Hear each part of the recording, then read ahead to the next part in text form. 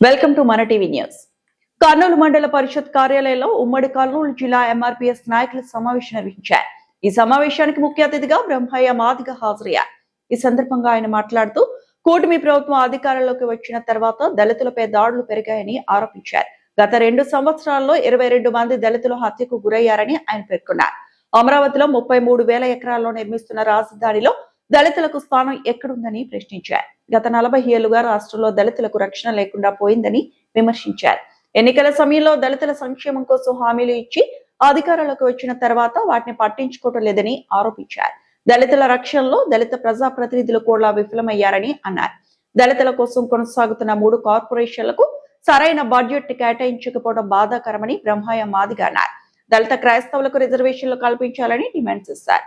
దళితుల సమస్యల పరిష్కారం కోసం సెప్టెంబర్ 10న విజయవాడ ధర్నా చౌక్ లో దళిత గర్జన నిర్వహిస్తున్నామని, పెద్ద సంఖ్యలో దళితులు పాల్గొని కార్యక్రమాన్ని విజయవంతం చేయాలని ఆయన పిలుపునిచ్చారు. ప్రపంచమే గర్వించదగ్గ రాజధాని నిర్మిస్తామని మా ఎస్సీల దగ్గర అసైన్డ్ భూములు తీసుకొని దాదాపు 33,000 ఎకరాలు రైతుల దగ్గర కొనుగోలు చేసి నిర్మిస్తున్నటువంటి ఆ రాజధానిలో దేవతల రాజధానిగా పేరుగాంచబడుతున్నటువంటి అమరావతిలో మేమెక్కడా అని అడుగుతున్నాం. అడగడానికి కారణం ఈ రాష్ట్ర ముఖ్యమంత్రి నారా చంద్రబాబు నాయుడు గారే అని చెప్పని నేను తెలియజేస్తా ఉన్నాం. అదేవిధంగా ఈ రాష్ట్రంలో దళితులకు రక్షణ ఎక్కడ? ఏ ప్రభుత్వం వచ్చినా గత 40 ఏళ్లుగా మేము చూస్తూ ఉన్నాం. తెలుగుదేశం అధికారంలోకి వస్తే మాదిగలని, కాంగ్రెస్ అధికారంలోకి వస్తే మాదిగలని 40 ఏళ్లుగా కారంచేడు, చుండూరు, నీరుకొండ, వేంపేట, లక్ష్మీపేట ఇలా చెప్పుకుంటూ పోతా ఉంటే అనేక సంఘటనలు. అదే పరంపరలో ఈ కూటమి ప్రభుత్వం వచ్చిన తర్వాత ఈ 2 సంవత్సరాల కాలంలో దాదాపు మా దళితులను 22 మందిని హత్య చేసినట్టు మేము తెలియజేస్తా ఉన్నాం. ఈ రాష్ట్రంలో మాకు దళితులకు రక్షణ ఎక్కడో ఈ రాష్ట్ర ప్రభుత్వం చెప్పాలని మేము కోరుతా ఉన్నాం. అదేవిధంగా దళితులకు రక్షణ కల్పించలేకపోవడంలో మా ఎమ్మెల్యేలు విఫలమయ్యారు.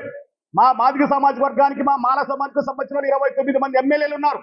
29 మంది ఎమ్మెల్యేలు విఫలమయ్యారు, మంత్రులు విఫలమయ్యారు, ఎంపీలు విఫలమయ్యారు. దళితుల రక్షణ కోసం మాట్లాడాల్సిన వాళ్ళు ఒక్క సందర్భంలో కూడా మాట్లాడలేకపోవడం దుర్మార్గంగా మేము భావిస్తా ఉన్నాం, బాధపడతా ఉన్నాం. అదేవిధంగా మా దళిత సంక్షేమం ఎక్కడ?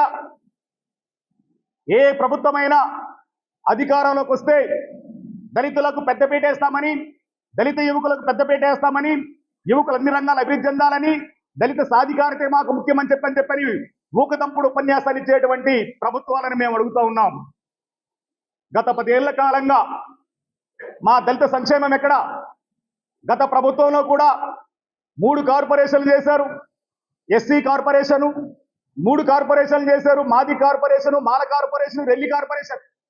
కానీ 3 కార్పొరేషన్లకి 3 రూపాయల నిధులిచ్చిన సందర్భం కనపడలేదు. అదేవిధంగా ఈ ప్రభుత్వం కూడా 3 కార్పొరేషన్లు కొనసాగిస్తూ ఉంది. 3 కార్పొరేషన్లు కొనసాగిస్తున్న సందర్భంలో 3 కార్పొరేషన్లకి 30 పైసలు ఇచ్చిన సందర్భం కూడా, 3 పైసలు ఇచ్చిన సందర్భం కూడా ఇక్కడ కనపట్టలేదు. దళిత క్రైస్తవులకు రిజర్వేషన్లు అందించే ప్రయత్నం చేయాలని చెప్పి మేము కోరుతా ఉన్నాం. అదేవిధంగా ఈ రాష్ట్రంలో అసలు రాజ్యాంగం అమలవుతుందని మేము అడుగుతున్నాం.